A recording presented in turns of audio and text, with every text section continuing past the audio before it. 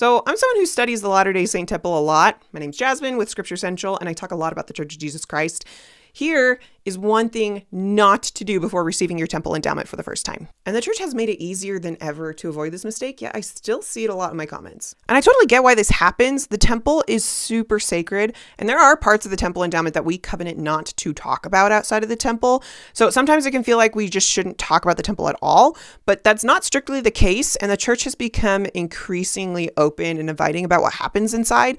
So I would love to see this not be a problem moving forward. When you go to the temple for the first time, my recommendation is don't go without understanding the covenants that you're going to make. If you do go to the temple without understanding the covenants, it's possible that the temple can seem a lot more intimidating than it actually is. It can feel like you're going to be agreeing to something so unknown, undefined, and grand and ambitious that there's no way you can live up. The reality is, when you break it down, the temple covenants are so similar to those baptismal covenants that you've already been living. They're just deeper iterations of them. We're trying to live them in a higher and holier way.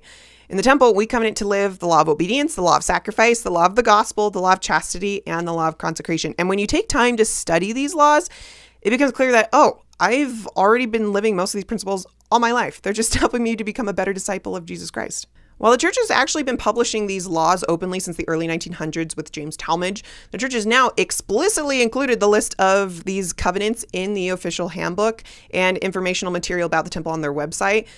They're super invested in trying to make sure people have a positive experience. So these days, it is so easy to learn about these covenants. And if you take time to study them beforehand, you are almost guaranteed to have a better, beautiful experience.